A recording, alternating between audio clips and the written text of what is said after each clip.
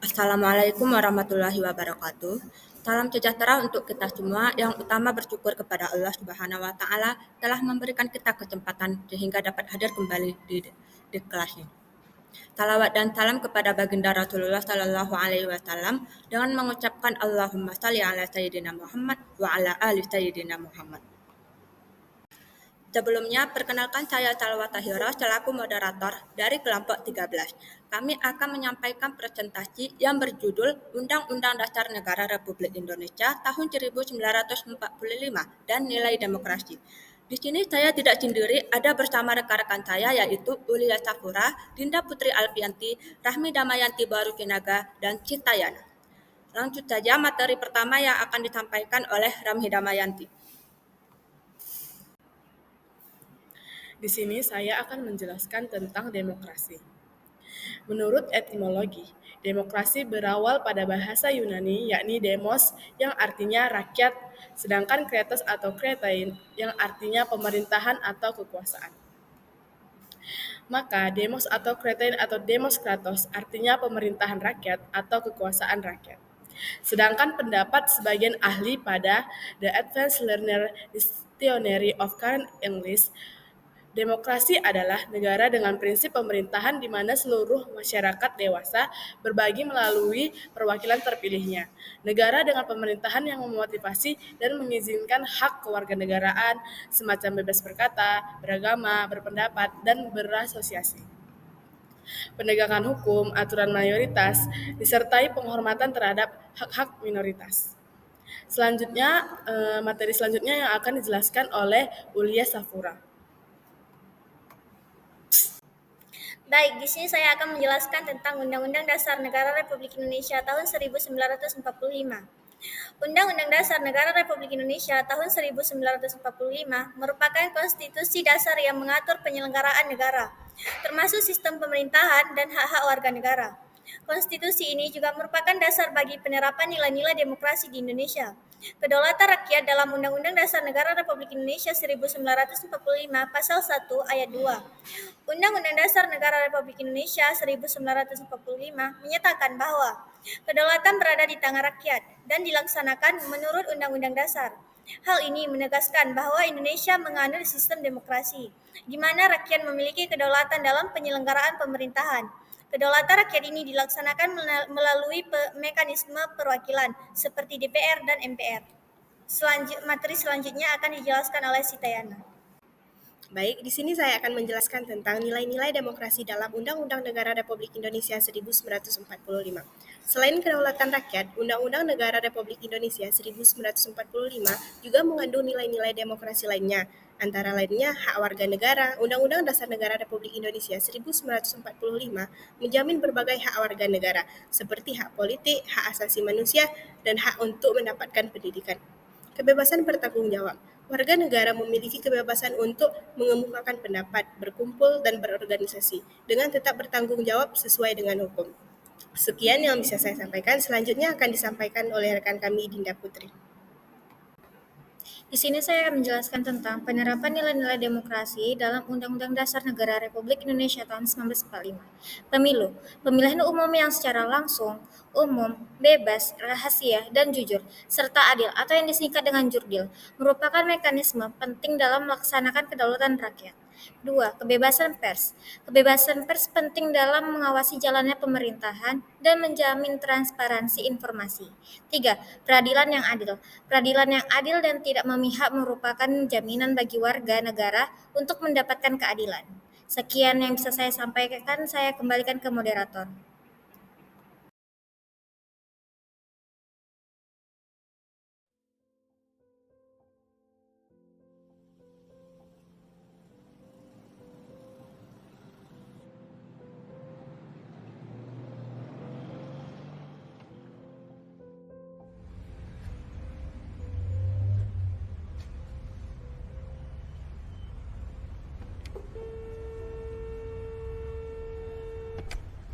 Halo, Wow, WhatsApp, Ukti. ya kenapa? Tugas kita ada nggak PPKN? Ada untuk video. Kalau nggak salah tema demokrasi. Ah Iya, demokrasi mulu, bro. Ya, udah. Makasih. Oke, sama-sama.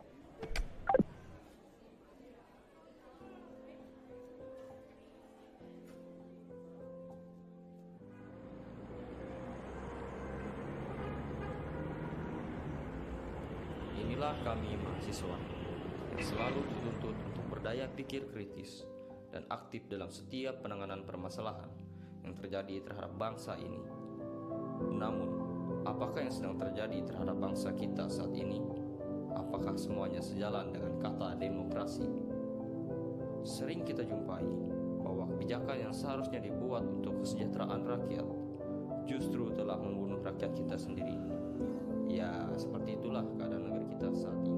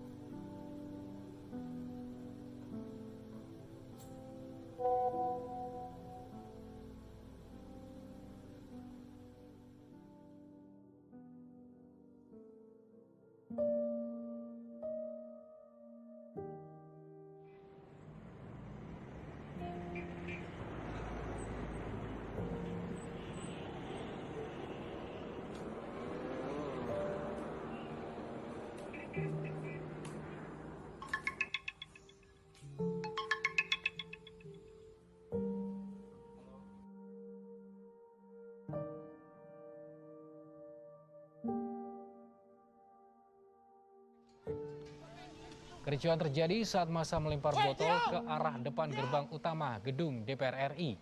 Massa yang menggunakan pakaian bebas ini melempari botol. Dan ya, ternyata masih ada pelanggaran demokrasi di Indonesia. Yang kukira demokrasi di negara ini sudah cukup baik, namun akhirnya hanya sebagai slogan saja.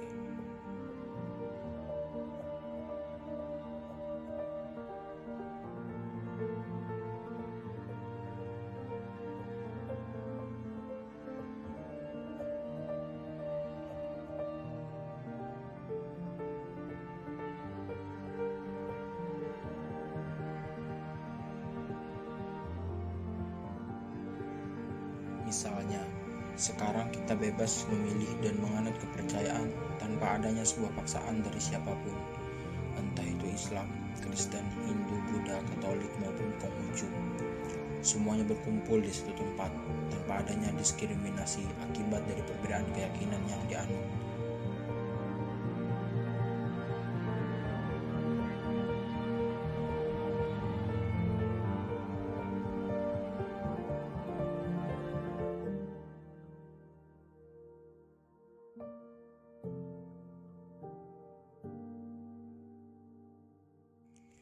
Di sisi lain, demokrasi yang semakin berkembang di era reformasi negeri ini. Perbedaan pendapat selalu terjadi karena sekarang setiap orang berhak atas kebebasan berserikat, berkumpul dan mengeluarkan pendapatnya dengan tujuan mendapatkan hasil bersama.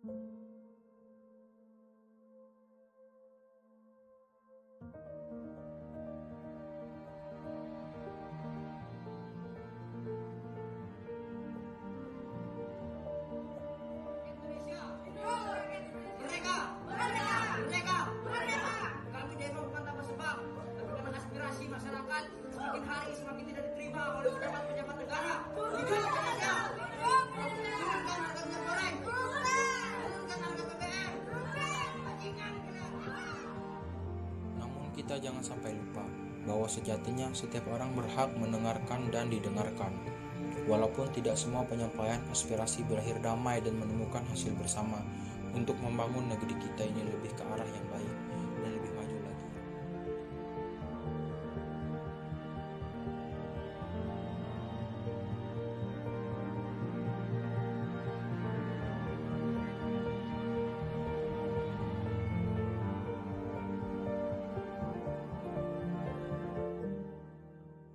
Seperti isu yang beredar sekarang, adanya isu penundaan pemilu pada tahun 2024 yang tentunya akan berdampak pada perpanjangan masa jabatan presiden. Selanjutnya tidak adanya konfirmasi mengenai kenaikan BBM dan juga pada saat pengambilan sebuah keputusan tidak adanya koordinasi dengan rakyat. Keputusan hanya diambil dan diputuskan oleh bagian internal yang berkuasa pada negeri ini.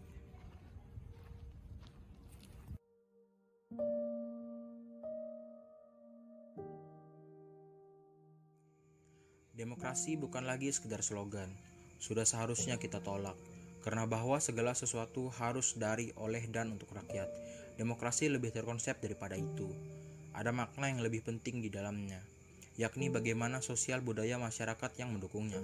Seperti isu yang beredar sekarang, adanya isu penundaan pemilu pada tahun 2024, yang tentunya akan berdampak pada perpanjangan masa jabatan presiden. Selanjutnya tidak adanya konfirmasi mengenai kenaikan harga BBM. Dan juga pada saat pengambilan sebuah keputusan, tidak adanya koordinasi dengan rakyat. Keputusan hanya diambil dan diputuskan oleh bagian internal yang berkuasa pada negeri ini. Masyarakat dalam hal ini membutuhkan komitmen dan menghargai kebebasan. Dan yang lebih penting lagi adalah pentingnya toleransi. Berbagai penafsiran yang berbeda atas hak-hak demokrasi dan prioritas sosial individu ataupun kelompok harusnya bukan lagi menjadi persoalan.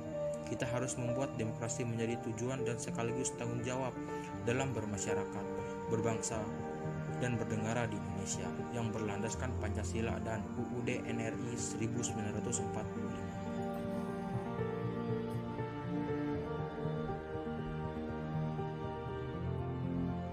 Ternyata demokrasi di negara kita bukan hanya sebuah slogan, namun sebuah tanggung jawab yang harus kita laksanakan untuk mengubah negeri ini menjadi lebih baik.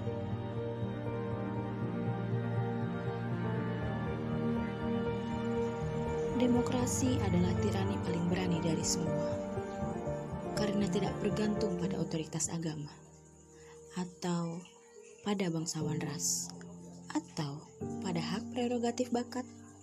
Itu didasarkan pada nomor dan topeng atas nama rakyat. Jika monarki adalah palu yang menghancurkan rakyat, demokrasi adalah kapak yang membaginya. Bagaimana demokrasi dapat berjalan jika tidak dimulai dari diri kita sendiri?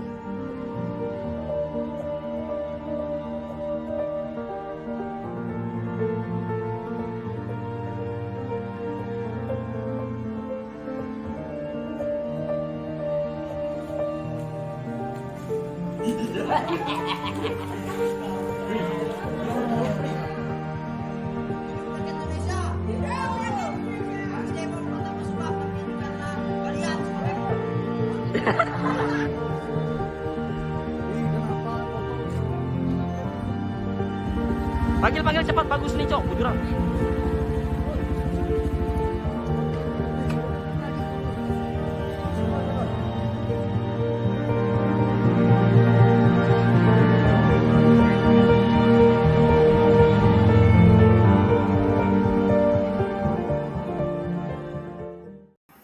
Baik, saya akan menyimpulkan dari Undang-Undang Dasar Negara Republik Indonesia tahun 1945 dan nilai demokrasi.